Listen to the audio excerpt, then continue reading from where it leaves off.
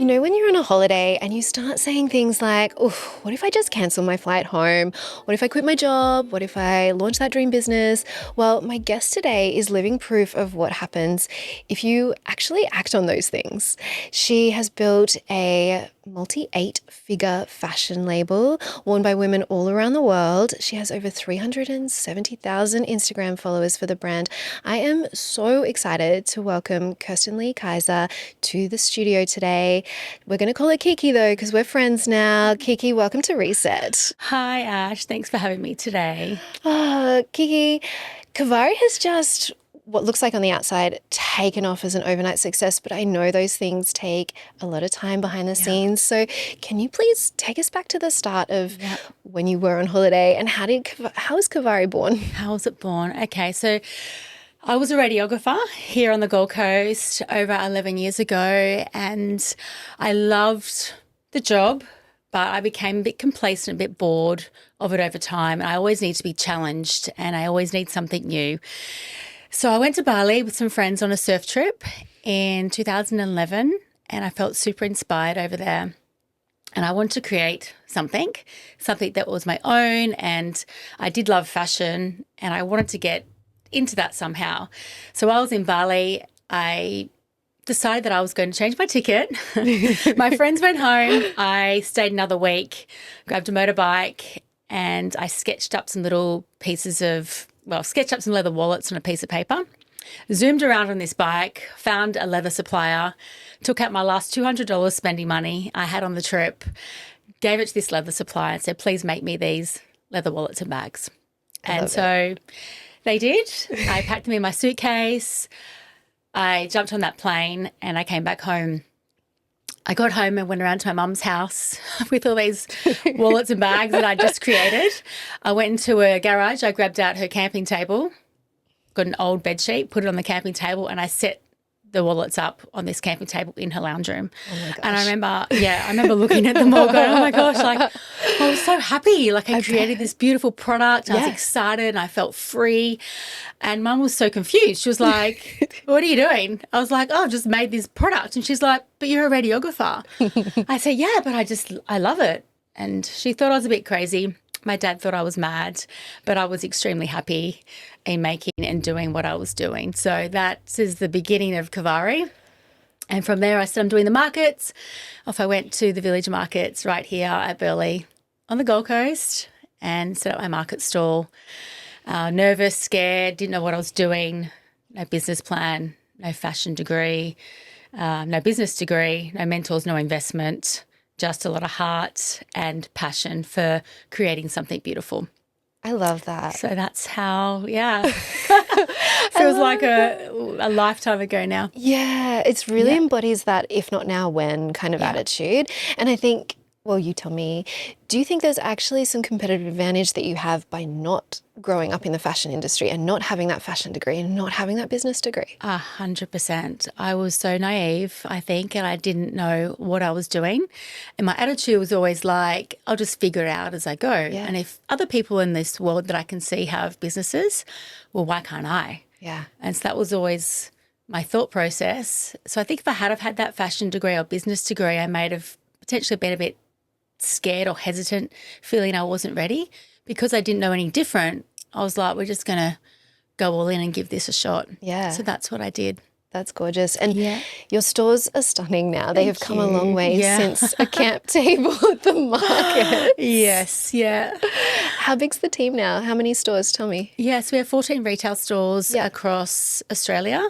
We just opened up our 14th one, which was in Sydney CBD literally 3 weeks ago. Amazing. Huge milestone for the brand, having a CBD location up there with all the big brands in the city. It's performing really well, which is really exciting too. Gives you more confidence to keep going. Yeah. 14 retail stores. Our team is 150 incredible females.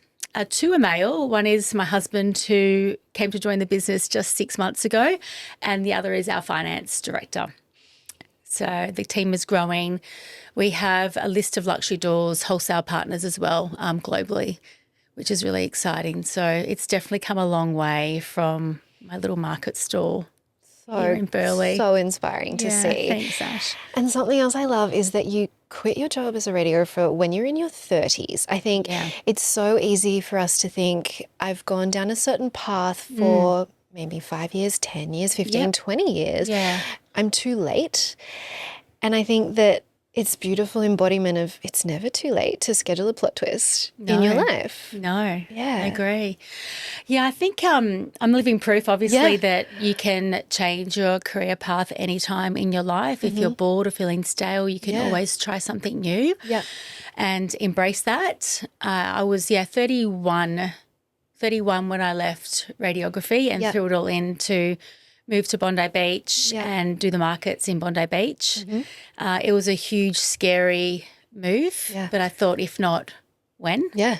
So go all in, and I gave it a shot. And, if I hadn't have made that decision and made that step and invested in myself and backed myself, Kivari wouldn't be here today, and I wouldn't be here with you. Yeah, we wouldn't be having this conversation or wearing matching jeans. I love that. I love that we ended up twinning. Yeah, and it wasn't planned. And it wasn't planned. No, she walked in and we're like, oh my God, I love this. Here we go. Great taste. Yes. How would you describe the brand to someone that's kind of hearing about Kivari for the first time, hearing Kivari for the first time? Yeah. How would you describe it? Kivari is an Australian lifestyle brand. It's very much inspired by travel and connection to the ocean, two of the things which are very close to my heart. And Kivari is the ultimate trifecta of style, strength and confidence. Yeah.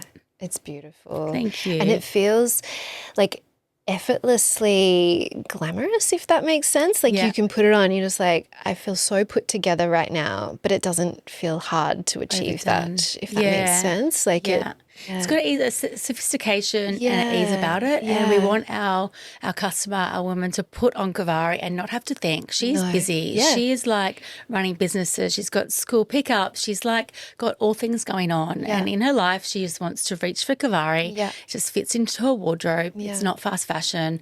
It is timeless. And she reaches for it time and time again. She puts it on and she can walk out that door feeling confident and looking amazing. Yes. Which is important. So good. I'm sure a lot of the Reset listeners can definitely relate to that feeling. So, team of 150, sold worldwide. What percentage of your sales are in-store versus online? I'm really curious. It's about 50-50. Interesting. So online 50 and retail 50. Yeah. For me, it's really important to you keep your online to scale business. Yeah. And the retail footprint really is that community, that connection, that, brand building where our customers can walk in and be treated as family. They can touch and feel the quality of the products. Yeah. And it's that kind of meeting spot where we all come together. So it's definitely in our strategy, and it's something that I think that omni-channel approach is really important for all brands. Yeah. More so today, I think, with the growth of AI and, this computer-generated models and what it can do, I think it's really important to have that connection to your community with stores, in person, touch, feel, embody the brand. Yeah. And I feel like you have you're not fast fashion, but you do have new range coming out. Is it twice a month? It's monthly. It's monthly, yeah. Oh. And what is the process? Like, that's a lot of items coming out every month. Talk to me about, like, from the ideas in your head and your design team's head to ending up in store. Like, how long does that take? Huge process. I could sit here all day and talk about it, but I'll keep it top line. So it's like on the outside it seems quick, but it's actually 15, 16 months in the making, for example, for this product from concept to shelf. Yeah, okay. Which is, it's not fast fashion, it's very not slow. At all. So how it all starts is concept, and it usually comes from something I've seen, felt, experienced. Travel is always an underlying current and theme in any Kivari collection. So I'll give you an example. So at the moment, I've just done sketch sign-off for next autumn, which is Jan, Feb, March 26. Yep. And that concepting started about 4 months ago. Okay. Yeah, when I was on the road travelling in my caravan with my family. Took 4 months out of the business, and The collection's inspired by some beautiful imagery that I saw up in the Kimberley region or northern WA. It's beautiful, like red earth, turquoise waters, beautiful sand. So I took all these concepts and wildflowers as well. Took the concepts, I sent it back to the design team and they pull it together, get a mood board, and from there they start working into our prints. We are a very print-heavy business. And they come up with some concepts and we work through the prints. Once the prints are solidified, we then build our silhouettes around the print. And a lot of that is data. So data of what our customer wants, what she's buying, what she's leaning into, and then obviously trend as well. So we kind of mix a little bit of that in there as well, bit of intuition and data, and then our range plan comes to fruition. We put the silhouettes in. We then go into protos, which gets sent off to our factories, our partners, to make the first proto. Comes back in. Am I losing you? No, I'm here. I'm like, I've got this sketch in my mind of this little timeline of where it's all going. Yeah. It's got a critical path and it's, every business kind of struggles to get on it. We fall off it and we got to get back on it again. And it gets sent off to China and the samples come back in and then we approve it. They get sent back off again and we get 5 sample sets made. Okay. And they come back and they get sent off to our showroom here in Australia, which is domestic, and then international to New York and LA. Our showroom's there. We collect the orders from there. We feed them back in to HQ. We then go out and get our retail buy. A retail buy comes in, we put the orders together, we send off to factory, production goes ahead. It's 3 months production. Put it onto a ship. The ship comes in and then it's distributed out to retail stores. Photo shoots done along the way, usually, those prototypes or like where are we on the samples, shoots done. So our last shoot was in Milos, which was incredible. I love Milos. Amazing. Yeah. And comes back, the products come in and then it gets distributed to retail stores and then it onto the rack, steamed, and away it goes. So oh my goodness. It's slow, but it's beautiful. Yeah. And it's so exciting when it hits the shop floor. I bet. So exciting to walk in and see everyone's hard work and dedication over the last 15 months just come together in that moment. And so there's that one critical path running, but you've got multiple because you're then working on the next season, the next season, the next season. You're really predicting the future. Yeah. What sort of data are you pulling? Where are you getting your data and your insights from your community? So our data to build out ranges, we listen to what our customer community is saying. Yeah. So what's she buying, what's she loving? Maybe the previous season we've had a new silhouette that she's like loved. So we're like, okay, let's repeat that or repeat it and just tweak it. Maybe she likes a fit, maybe it's a sleeve. So we definitely listen to customer data when we're building out our range plans. So I'd say that's kind of like 40-50% of the bulk of the range. And then we have the other part that's layered in, which is the real creative bit or like the kind of trend piece or intuition or what I'm feeling I really want to see in the collection. So you're protecting your core and then you're always testing new. And with that new, there could be a new bestseller or 10 in that new. So you've always got to protect core, test new, protect core, test new. Yeah. It's fun. So there's a science to the madness. And you mentioned AI before. How is AI playing a role in your business or how do you see it playing a role in the business moving forward? Yeah, it's a really good question. So obviously everyone's AI crazy at the moment. And we've implemented a little bit into the business. I think AI is so good for like systems, processes, tools like logistics and data. But as a fashion business, it will never, ever take away that human touch in store and it will never, ever take away creativity. So that's two things that can, within a fashion business, can never, ever be touched. But the AI can definitely help in the back end to just smooth, streamline systems process. Yeah. For sure. So as you're scaling your business, then I'm sure AI, like you said, is helping in certain aspects, but you're still looking to grow your team. What sorts of exciting roles are you going to be hiring for coming up? We are always open to incredible new team members, whether it's in a marketing or brand or retail. So anyone out there, we always love, speaking to new new candidates and always open to new people joining the team. Our team is pretty robust at the moment. We've kind of got that really solid foundation ready to go the next step in this coming year, which is really exciting. Yeah. How do they reach out to you? LinkedIn or website? Yeah, LinkedIn, on the website. There's a careers page. Yeah. careers@kivari.com.au.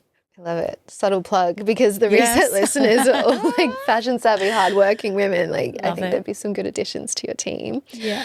You recently did a post on Instagram talking about the importance of sitting in the right rooms and that you rise to what you view as normal. And I thought that was really powerful. Yeah. Can you talk to us a little bit about what you're doing as a founder to make sure that you're sitting in the right rooms, and what does that mean to the person listening? So your business will only grow at the rate the founder can grow. So your mindset and your thought process and your leadership sets the ceiling for your business. So I think it's very important to keep on growing and getting rooms where there's people above you who can inspire you and set the new normal of what new normal looks like. Yeah. I've seen a lot of businesses out there who will only ever reach $1 million in top line revenue. And that's because the founder will bottleneck the growth of the business. Because when you start a business, you do everything. I know I was doing accounts, I was doing finance, I was on the retail store, I was doing packing orders, I was shipping orders. You told me you were scrubbing the floors of your first store. I was scrubbing the grease off everything. Pizza shop floor. I was in Bali, I was doing production, I was doing design, I was sourcing fabric. So you do everything. And so you need to grow the business, you actually need to let go to grow, which means delegating. It means trusting your team, hiring that first employee. Like that, for me, that was so scary, having to look after someone and pay. I was like, can I do this? And in hindsight, I should have actually made that first hire 6 months prior to what I actually did. So in terms of growing a business and scaling, it's definitely a mindset thing, and making sure that you continue to grow and let go to get your business to grow at the same rate. So being in the right rooms, around the right people who lift your standards, who support you, you can cheer you on from the sideline and not pull you down. I think it's really important for any business out there to get in those rooms and find that cheer squad. Yeah. So over the next 12 months as a founder, what areas of your personal development are you really leaning into? I think mindset is a really big one. Yeah. Mindset. This last year was personal development in public speaking. Yep. So for me, I used to say no to podcasts. Yeah. I'd say no to public speaking. I was like, nah, not for me. And because I didn't like it, I wasn't comfortable doing it. So this last year was like, you're going to go all in, you're going to do it. And I set a goal actually, Ash, which was to do 4 podcasts this last 6 months. And this is my 4th. Thank you for saying yes. Yeah, so we got there. And in the next 12 months ahead, so you've kind of aced your public speaking. I've seen you speak at a few things now, and it's great to have you in the studio. So what's coming up for you? What's your next level of growth, I guess? Yeah, so leaning into more personal brand.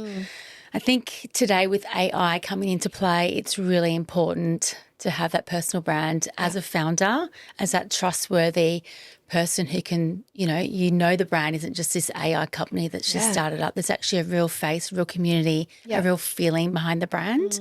So I'm definitely leaning into that. And obviously just more development skills and leadership as well with the team, and always trying to rise up. When I saw you speak at the Mondrian, at the Busy Girls event, you mentioned something about being an eagle, not a seagull. Tell me, what it reminds the listeners, because I know what that means now. And I was like, oh, yeah, I can definitely see myself being both in the past. Yeah. What is that? So as your business grows, you need to be the eagle, which means you fly above the business and you look down and you guide the business strategically. You're not down on the ground eating hot chips. As delicious as they are. I love a hot chip. As nice as they are, exactly. You've got to fly above, and you need to know those moments where you are being a seagull, because we've all been there. And I have definitely been a big seagull in the past, and I am still today. And I get in there and I micromanage or nitpick, and it's like, no, you can recognise those moments now, and recognising those moments is so important in growth, and you can lift yourself back up again to be an eagle, flying above, not down nitpicking. And it sounds counterintuitive, but it's also like the best way to show your team that you really trust them and to give them space to grow and stretch their wings and probably surprise you and take you to places that you could never get to alone anyway, right? As a founder. 100%. So I was just in a caravan for 4 months traveling around Australia, which is wild. Left my business, left the team. I was nervous about it. Yeah. And yes, I did still have touch base and check-ins with the team, but while I was away, they thrived. They took it on and they grew and they stuck together. The sales have never been better. You know, You need to take more time off, Kiki. I know, that's what I said. I was like, should I go away again? Once a year, she's off. 100%. Yeah. And I was just so proud of the team and what they accomplished, but I wasn't there. And it just goes to show you don't actually need to be in every single room to lead it. And that was a big eye-opener for me, for sure. Yeah. Yeah. And you put in the hard yards. It wasn't like you did that in the first 6 months of business. No. Definitely not. I was burning the candle at every single end on the first 6 months. And I don't recommend that. No. I don't recommend it, but a lot of founders do put a lot of hard yards in early on. They're obsessed and they're passionate and they're driven. But it does become a point where you can't keep doing everything and you can't scale chaos. So you need to step back and build the team around you. Yeah. And as much as I like to preach balance, like with the retreats and things like that, I've actually never met anyone that is wildly successful that hasn't leaned into that chaos in the beginning. I think it's always in hindsight that we look back and think, oh, maybe I should have taken a break or something. But when you're in it, it's addictive. And it's fun and it fuels you, and other people around you will be like, oh, maybe slow down or take a break. And you're like, but this is my source of energy and passion and fun and everything. And anything else just feels like maybe a little bit boring or a distraction. And so you almost have to go through that before you can be like, you know what, stepping away will be good. It'll recharge me. It'll recharge the team. It'll bring fresh energy. But I think it's just part of a natural growth process, right? 100% agree with you. 100%. I think in the beginning you've got to give it everything. And you can't own a brand or a business where you're not passionate about it, because it won't feel like fun. It will feel like hard work, and within 2 years you'll be out. Yeah. So I think it's really important to find that passion. And when you're so passionate about something, you want to do it. You want to get up at 6 a.m. and like get stuck into work. You want to, you know, work till 11 o'clock at night, which is what I used to do. Yeah. And, you know, just drive and push and push and push. You do have to 100% in the early days, you know, go all in. Yeah. And I don't think there's such thing as balance. It's more harmony.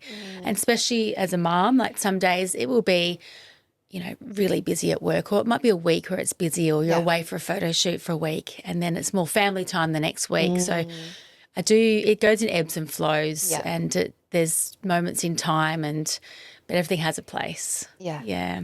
And living with intention and just knowing, like, this week I'm all in on business. Next week I'm going to have to be all in on family, because that's part of my life too, right? 100%. Yeah. So it's finding that harmony. Yeah. And it shouldn't be too hard on yourself either. If, you know, this week's busy at work, you know, you've got the next week to be with the family. And I think we're too hard on ourselves sometimes as mums, you know. Oh, just as women in guilt. general. Yeah. 100%. Yeah. If we were having this conversation in 10 years' time, where would Kivari be? Kivari will be a global brand with beautiful retail stores around the globe. Yeah. And it will not have lost its personal touch. Yeah, I think that's really important. It's something, we hold on to. And in a world, I've talked about this on the podcast before, but in a world that's becoming more and more digital and AI, I think we're craving that personal touch more than ever. Yeah. Yeah. I think we don't think we want it. Yeah. But we when do. you have it, you're like, oh, that was really recharging. Yeah, exactly. Really nourishing for my soul. Yeah. So it's important to not lose touch of that with the world changing so rapidly and so quickly at the moment. So rapidly. If you were to start all over again, you're back in Bali, you're questioning, do I cancel my flight home? Do I quit my job? Do I start my business? Yeah. Like, would you do anything differently?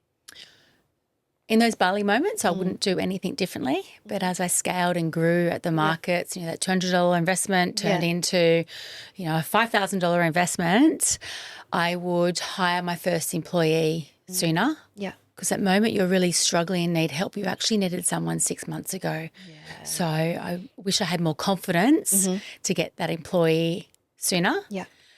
Also, I would have invested into mentorship or a coach sooner. You know, if you're an Olympic and you want to swim in that 1,500-meter pool race, like what do? You're not Googling it. No, you're not on chat being like, what do I do next? No. You're going to someone who's done it before, who can help and train you. So I think there's a big learning in that. I actually only got a mentor about 1.5 years ago, which is crazy to think, but it's definitely changed my life. Yeah. Having that support and someone there to help guide you with mindset and business growth, I think is really important. So my recommendation to anyone listening out there, starting a business, find yourself a coach, getting the right rooms, the right communities. I mean, there's so many now. There's incredible podcasts like us today. There's Busy Girls on the Gold Coast. There's just so many female-founded and led groups out there that can definitely help support and get around people. Yeah. Yeah. And if someone's listening and they think, yep, okay, I get it. I want a mentor. Yeah. How do they go out there and find one? What would you say would be first step? I think social media is so good to find people to help and support you. Yeah. Ask your friendship groups, ask network groups, DM someone and ask them, hey, can you support? Can you help? Yeah. And once you find it, I think it's just trial and error. Like join the group. Are you feeling supported? Are you seeing growth? How's your mindset? So I think getting there first and then trial and error. It's like a manufacturer. It's a partnership, you know. If they're not working out, it's okay. You can go your own way. Yeah. So as long as they're giving value and you're learning, keep going. Yeah, that's beautiful. Yeah. And I think we live in a really beautiful time where there are opportunities to follow incredible people on social media, like you said, on LinkedIn, listen to podcasts, read their books, get their secrets and their tips, and they can be on the other side of the world and maybe 1,000 steps ahead of us, and we may not need to meet them in person just yet, but we can just soak up all of their knowledge. It's a special time in history where that is available to us. I love it. I think it's incredible. I love social media for that reason. Yeah. Just meeting people online and then you meet them in person like for a month or a year down the track. Yeah. And same for mentorship and coaching. There's, you know, I've got my mentor, he lives in Canada. Yeah. Because I live in Australia. And yes, those times getting on calls at 4 a.m. in the morning are challenging at times, but I'll get up and do it. Yeah. Yeah. You got to put the hard yards in sometimes. Like everything, yeah. Exactly. You get in what you put in. Like you get out what you put in. 100%. Yeah. 100%. Yeah. If 90-year-old Kiki was sitting with us and giving you a piece of advice right now, what do you reckon she'd say? She would say, I am so proud of you. I am so proud of you for going after your dreams and your goals and building a big, huge, incredible life that you are proud of. Yeah. Yeah. I think it's important to always chase your dreams and go after it with everything you've got. Yeah. And to the people listening, if they think, you know what, I've studied really hard or I've worked really hard to go down a certain path in life. Maybe I've been doing my job or my business for 5, 10, 15, 20 years. Yeah. It's too late for me to pivot. What advice would you have for them? It is never too late to pivot and change. I am living proof of that. It's never too late. And your life experiences that you have had in that previous role or previous job, it's not starting from scratch. You're bringing it with you. That learnt experience, whether it's customer service or selling or whatever tool that you've got something there that you can implement and bring into your new business. So it's never too late. Never too late. Yeah.